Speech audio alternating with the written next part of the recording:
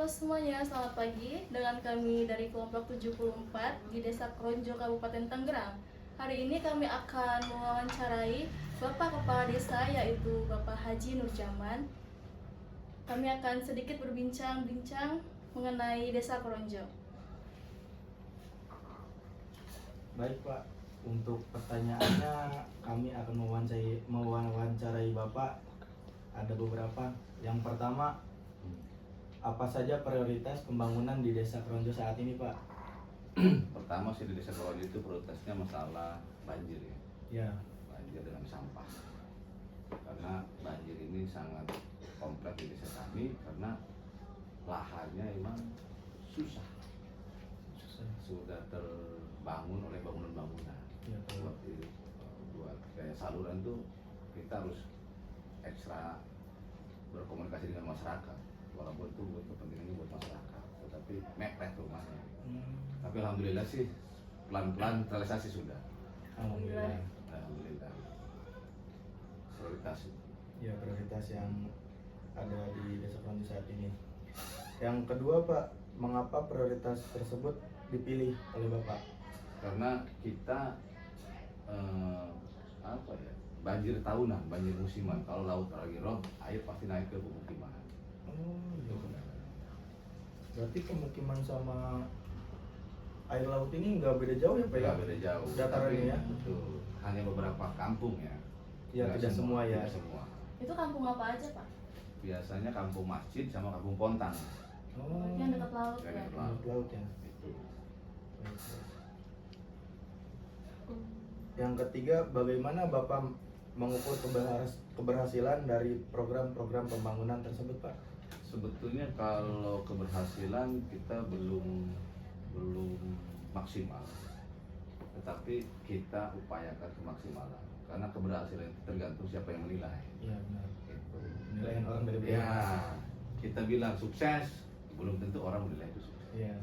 Tetapi saya yang penting kerja aja dulu, semaksimal mungkin itu upayakan. Tapi alhamdulillah saya kurang lebih menjabat baru 2 tahun, ya signifikan lah dari sarana infrastruktur, dari sosial, dan dari budaya. Terlepas dari apapun masyarakat bisa menilai. Yang tidak suka ya pasti bilang belum bagus. Kalau saya sih objektif gitu, karena tidak semua suka dan tidak semua senang. Ya, selalu ada pro kontra ya Pak Yang ya. penting kita kerja aja dulu gitu. Iya benar. Untuk masyarakat, Pak, bagaimana upaya Bapak untuk mengendalikan masyarakat di sini dalam kayak pembangunan untuk gotong royong gitu, Pak? Jadi gini, budaya kita tuh pelan-pelan sudah terkikis untuk masalah gotong royong. Tapi kita nggak nyerah gitu kan. Saya gerakin tuh RT RW Jaro untuk selalu, ayo, entah itu sebulan sekali, entah 2 bulan sekali, yuk kerja bakti. Ya. Entah itu membersih makam, membersih saluran itu ada kita. Entah itu sebulan sekali, 2 minggu sekali. Nah kalau mereka pada lupa kita ingatkan. Tapi kadang-kadang kembali lagi ke masyarakat karena kesibukan bahasanya. Iya. Ada yang kerja di pabrik, ada yang dagang. Jadi akhirnya yang kerja bakti ya RT RW Jaro aja. Gitu. Ini fakta. Tapi nggak apa-apa gitu kan. Ntar juga manusia kita orang timur tuh ada budaya malu. Yang penting sebagai kita aparatur desa kita Mengajak ya Pak. walaupun pada hakikatnya tidak ada tuh fungsi untuk kerja bakti. RT RW itu fungsinya bukan kerja bakti. Bukan di situ ya. Ya, saya bilang tadi kita harus fleksibel. Itu aja sih. Berarti lebih ke kesadaran masyarakat. Lebih kesadaran ke masyarakat. Saya nggak nyalain masyarakat. Tetapi emang faktanya kalau mereka nggak kerja nggak bisa makan. Iya, kesibukannya Pak ya. Kalau untuk kendala pembangunan di sini ada nggak? Alhamdulillah sih kendala pembangunan nggak ada, semuanya welcome kita, malah pengen bagus. Cuma kadang-kadang ada kendala pembangunan itu bukan wilayah tutorial kita. Jadi misalkan gini, jalan rute kecamatan rusak, kita nggak bisa bangun tuh. Kendalanya di situ tuh karena bukan wilayah kita. Kalau kita bangun, tapi kita perbaiki, kita kena masalah. Akhirnya kita ngajuin ke kecamatan, kadang-kadang lama juga, 2 Ya, tahun gitu. Itu kendalanya. Waktu ya Pak ya. Waktu. Kalau dana desa kita maksimalkan. Selagi itu di tutorial wilayah kita, kan ada jadi gini, pembangunan itu ada rute desa, ada rute kecamatan, ada rute kabupaten, ada rute provinsi. Nah, kadang-kadang rute kecamatan rusak nih, Pak Lurah bagaimana nih jalannya rusak? kita nggak bisa bangun tuh karena bukan wilayah kita. Bukan wilayah ya, Pak ya. Itu jobnya kecamatan tuh. Kalau Iya. kita paksa, ya kita pidana. Itu kendalanya di situ doang. Pidana, menyalahgunakan anggaran. Karena Iya, bukan benar. untuk desa Karena sendiri, bukan ya. untuk desa, walaupun adanya di desa Krojo. Iya, betul. Kayak jalan ini depan nih, itu bukan wilayah desa tuh. Nih, Iya, depan. iya depan rumah ini bukan wilayah desa tuh, itu rutenya kecamatan. Oh, Kalaupun rusak, desa nggak bisa benerin tuh. Iya ya, harus nunggu kecamatan Harus dulu. nunggu kecamatan. Itu. beda anggarannya Pak ya. Nah dulu masyarakat nggak tahu, kita kasih tahu pemaparannya biar paham, biar nggak ada miss. Ini loh rute desa tuh gang di dalam. Kalau jalan utama dari Serang ke Mauk, ya itu rute provinsi tuh. Iya. Kabupaten juga nggak bisa bangun tuh. Nah itu Bukan lingkupnya lagi. Pak, bukan ya? lingkupnya lagi. Kalau dibangun ya salah. Pidana. Dananya bukan hak dia gitu. Walaupun hancur kayak gimana juga nggak bisa. Nggak bisa. Harus nunggu provinsinya tuh. Harus nunggu provinsinya turun. Ya terkendalanya itu ya Pak. Di Terkendalanya waktu ya Pak. di waktu dan rute wilayahnya masing-masing. Kalau untuk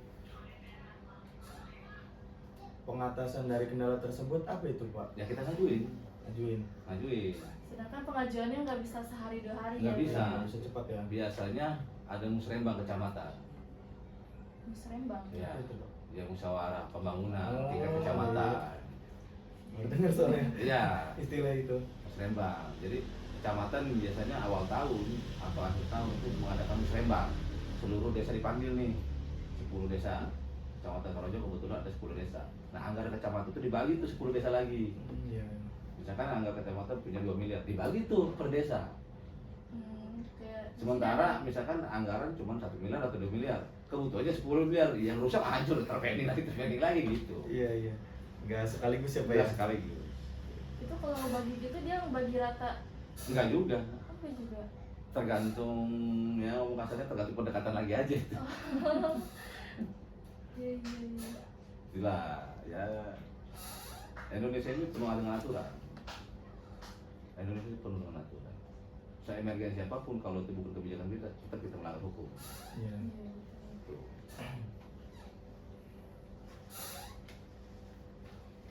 Pertanyaan selanjutnya, bagaimana akses masyarakat terhadap teknologi informasi tersebut? Untuk teknologi Pak, Jadi- apakah masyarakat di sini sudah banyak yang menggunakan teknologi dengan benar gitu Pak? Benar dan tidaknya menggunakan teknologi kita nggak tahu. Karena itu privasi ya. Oh ya, kembali masing-masing ya Pak Kembali ya. masing-masing. Tetapi alhamdulillah Desa Korojo saat ini sudah 95% menggunakan teknologi. Bahkan mungkin salah satu desa satu-satunya yang sudah menggunakan teknologi adalah Desa Korojo. Iya, iya. Contoh gini, kita sudah tidak menggunakan save data manual. Jadi kita Desa Korojo, klik nama orang itu udah ketahuan. Ada datanya Iya. Pak. Ada Langsung desa keluar. Korojo. Itu Desa Korojo di baru. Desa yang lain belum. Ya, lebih Lebih canggih lah gitu. lebih maju ya Pak ya. Lebih maju alhamdulillah karena emang kita staf kita dari mulai sekdes sampai kasih kau itu orang-orang teknologi. Oh. Sekdes itu jadi ahli teknologi. Kalau kita ngikutin aturan itu bayar menggunakan beli servernya itu kemarin ditawarin 80 juta, kita free, nggak beli karena kita bisa sendiri. Ada alatnya itu, Iya, iya, iya. aplikasinya ada, tapi kita nggak beli, free. Lebih canggih gitu, kalau urusan teknologi. Ya urusan teknologi desa Korojo ini lebih maju Lebih dari maju ke depan. desa yang lainnya. Desa yang lain. Next pertanyaan selanjutnya, adakah program untuk meningkatkan literasi digital masyarakat? Oh ada, contoh kayak RT RW gitu, kita ajarin tuh. Tapi yang baik penggunaan, jangan salah gunakan gitu. Saya punya program dulu itu satu gang tuh satu CCTV. Ya. Ya, Itu masih berjalan sampai sekarang Pak? anggarannya terbentuk. Kita pernah anggaran kelola pribadi itu kadang-kadang hilang CCTV. Ada aja yang Oh iya, nakal Ada gitu yang ya. nakal. CCTV buat ngamanin malah CCTV-nya ngilang. hilang. Itu fakta. Ya, warga sendiri lah gitu kan. Iya iya. Yang Baca- Jadi di- nggak nyalain juga. Baca. yang selanjutnya, jika ada satu hal yang ingin Bapak ubah secara signifikan di Desa Korojo ini, apa itu Pak? Salah satu. Dalam hal dalam hal apa saja apa saja yang di sangat yang ingin Bapak ubah di desa ini? Kalau karakter sulit ya, merubah karakter manusia itu. Cuman minimal kita merubah sikap yang negatif. Makanya saya sering kan, yuk jangan berputus asa, jangan pesimis, gitu kan. Merubah sigma itu sulit. ya sulit. Sulit. Kita pelan-pelan lah. Ya alhamdulillahnya saya dengan para tokoh waktu lihat sendirilah waktu santunan. Saya dengan tokoh ulama, dengan tokoh masyarakat, ya itu dekat. Ya benar-benar. Mereka lah yang akan membimbing, Iya.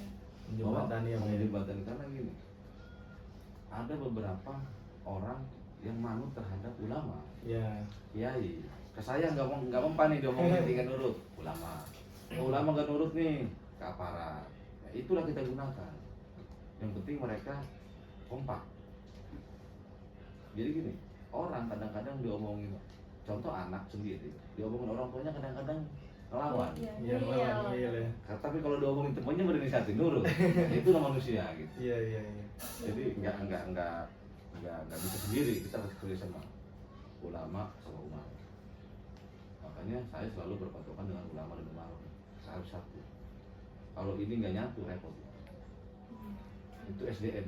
Ya, SDM terkait. SDM itu penting. Karena apa? Ulama ini kadang-kadang didengar. Apalagi kiai, panutan lah Iya, ya. betul. Makanya saya selalu kumpulin. Dan alhamdulillah baru periode saya para ulama tuh kompak. Waktu saya di usia itu kan dengar saya itu nggak pernah berkecimpung di pemerintahan, tapi begitu kepala desa jadi pejabat saya mau. Iya. Ya alhamdulillah gitu, karena ya kita intinya lebih mementingkan kepentingan masyarakat, sosial. Dan alhamdulillah saya bukan ngomong sombong kan. Mungkin di Indonesia baru satu-satunya kas desa yang sampai ratusan juta buat yatim. Iya benar. Ini fakta. Terkait kemarin itu Pak, acara santunan itu acaranya setiap tahun diadakan Tiap tahun. dari Bapak menjabat. Ya. Itu setahun itu anggarannya berapa Pak? Tergantung duitnya. Yang sudah Yang sudah minimal itu satu tahun tuh 250 juta. 250 juta satu kali acara. 2 kali. Oh, 2 kali. Ada 2 kali nih. Idul Fitri dan Muharram. Oh iya. Waktu Idul Fitri itu 150 juta. Itu tiap tahun kita tuh. Jadi hitungannya satu tahun itu hampir 300 jutaan. Ya kalau hitung itunya Pak ya. Itu ya. 2 kali. 2 kali. Terus sudah berapa lama kira-kira Bapak menjabat? 2 tahun lebih. 2 tahun lebih. Jadi selama 2 tahun itu setiap tahunnya diadakan Diadakan. acara santunan. Diadakan. Entah itu kita lagi kalau kita nggak ada waktu misalkan kita kasih ke masjid. Jadi masjid yang mengadakan. Jadi masjid mengadakan. Misalkan kita punya 4 kejaluan nih. Kita ada duit 100 misalkan 50 juta dibagi 4 nih. Ya. Misalkan 33 juta, 33 juta silakan tuh. Kalau kita lagi Sibuk. sibuk. Tapi tetap tiap tahun itu ada gitu. Dan itu alhamdulillah udah berjalan sangat baik. Kalau untuk Bapak itu kesannya gitu Pak, menjunjung itu anak yatim dari keinginan sendiri apa gimana Pak? Alhamdulillah dengan sendiri karena sebelum saya menjabat juga tuh udah saya lakukan. Oh iya. Dari kebiasaan sendiri berarti Pak Dari ya? kebiasaan sendiri. Alhamdulillah. Jadi dari dulu saya mau gitu. Sebelum menjabat. Gitu. Kan saya akan domisili mau bukan di sini. Ya. Di Tiga Raksa. Tiga Raksa. Di sana pun sama gitu. Karena salah satu kewajiban kita itu yang menyantuni hati bagi Iya. yang mampu ya. Iya, betul. Gitu. Tapi kadang-kadang berat itu karena pelit. Ya sulitnya ya Pak. Sulit. Kalau tidak tergerak dari hatinya ya Pak. Ya alhamdulillah sih kalau itu apalagi khusus warga Pamung ya tahu lah. Ya. Karena setelah menjabat begini enggak. Saya mengajak teman-teman ayo berbagi. Berbagi itu nggak ada rugi. Iya. Kalau itu sebelum Bapak menjabat udah sering ada santunan anak yatim juga berarti Pak? Iya. Oh. Itu Tapi udah saya jadi ingat- tradisi di sini Pak ya? Iya, tapi saya nggak turun gitu. Hmm. Tiap tahun di sini. Bagus sih. Alhamdulillah gitu. Ya.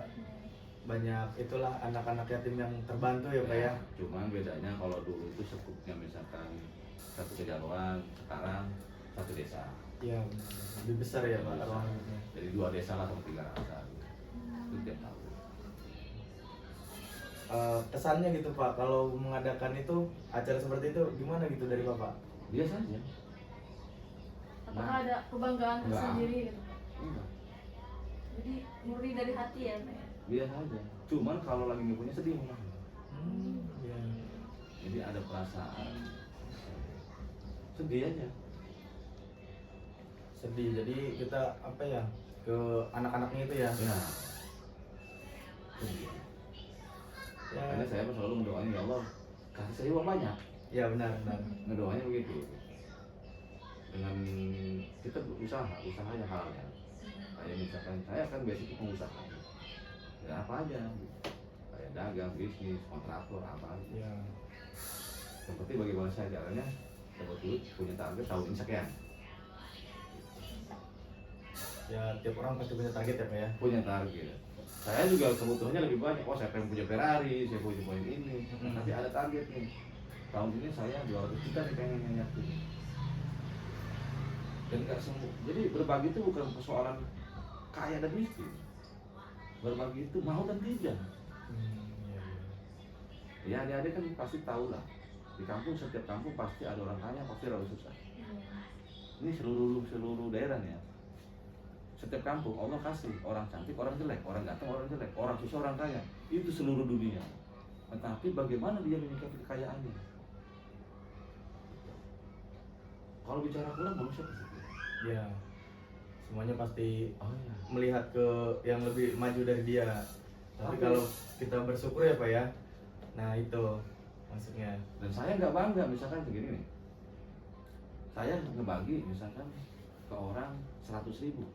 Wah, bagi saya nggak bangga. Misalkan ada orang kaya ngebagi orang 100.000, saya nggak bangga. Biasa. Karena kapasitas dia besar. Ya. Tapi begitu tukang ojek ngasih yatim piatu 50.000 penghasilan di situ itu top luar biasa. Iya benar benar. Ya berbagi juga tidak membuat kita miskin ya Pak ya. Oh iya.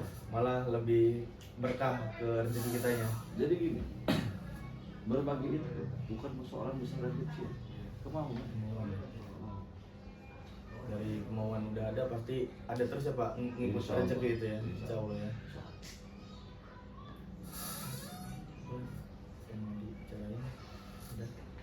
Mungkin cukup segitu dulu Pak untuk wawancaranya. Hari ini terima kasih banyak sudah Sama-sama. menyempatkan waktunya.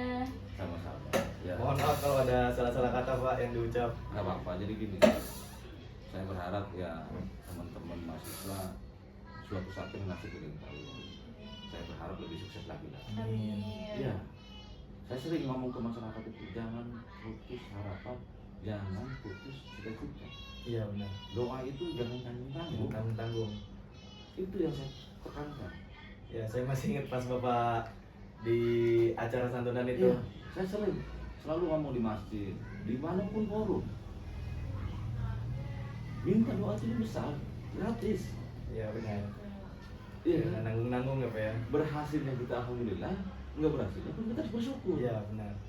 Nah kadang-kadang kan orang cita-citanya receh. Bener loh. Cita-citanya receh kenapa? Banyak saya dengar sendiri kayak ibu-ibu contoh gitu. Ya Allah, katanya saya mau katanya lulus anak saya mau minimal jadi karyawan pabrik. Aduh saya nggak boleh itu. Gitu. Iya. Tanggung gitu loh. Terkecuali cita-cita itu bayar baru gitu ya, rendah aja deh, Iya. kata bayarnya mahal. Ini bayar kok. Saya itu bukan pewaris, saya perintis. Ini fakta. Pergaulan itu diukur daripada sikap. Berani boleh, konyol jangan. Ini kadang-kadang kan orang konyol dulu, berani enggak. Ini kalimat saya tuh kadang-kadang begitu tuh. Ini orang konyol dulu, padahal nggak berani. Maksudnya apa? Ugal-ugalan, sombong ke orang, tapi nggak punya nyali. Berani aja dulu, tapi konyol jangan. Karena konyol dibenci orang. Tapi kalau berani, karena benar, disenangi orang. Iya. Itu bedanya. Berani aja dulu. Jangan minder. Berhasil atau tidaknya Gimana nanti? gimana nanti urusan belakangan. Yang penting kita mau gitu. Usaha. Ini ya, sekarang ini, kalau kita nggak mau coba, gimana kita mau berhasil? Iya. Nggak bakal tahu hasilnya ya Pak. Nah, coba aja dulu. Benar nggak? Iya benar. Kadang-kadang orang pesimis, lah katanya, saya melakukan ini belum tentu saya berhasil. Lah gimana entar berhasil orang coba juga kagak Coba gitu. ya Pak ya. Benar loh. Coba aja dulu. Kayak saya nih jualan segala. Coba aja dulu. Baru saya. Waktu satunya belum tuh. Saya jualan ketemu dengan Saroni, anggota DPR RI kan. Oh, Ini kan barang-barang brand. Coba aja dulu. ya. Terus nanti berhasil enggak ya udah. Udah ke depan itu mah. Itu. Apa? Tutup. Mungkin cukup sekian Pak wawancara Siap. dari kami. Terima kasih udah meluangkan waktunya Sama-sama. untuk menjawab pertanyaan-pertanyaan kami. Kami ucapkan terima kasih Sama-sama. sebesar-besarnya. Terima Dan- kasih. Terima kasih dan mohon bantuannya Pak untuk kami para anak-anak KKM. Oh iya iya. Acaranya di Ya, sini. kalau ada saran ya Iya. kami pasti dengar gitu Pak. Nanti Siap. kami terapkan lagi Pak untuk apa yang harus kita kerjakan gitu. Kita ikut dari rundown di desa dulu sih Pak. Siap. Baru kita tambahin dari pemikiran kita gitu. Oke, itu aja. Siap. Makasih ya Terima Pak. kasih, Makasih Pak. semuanya.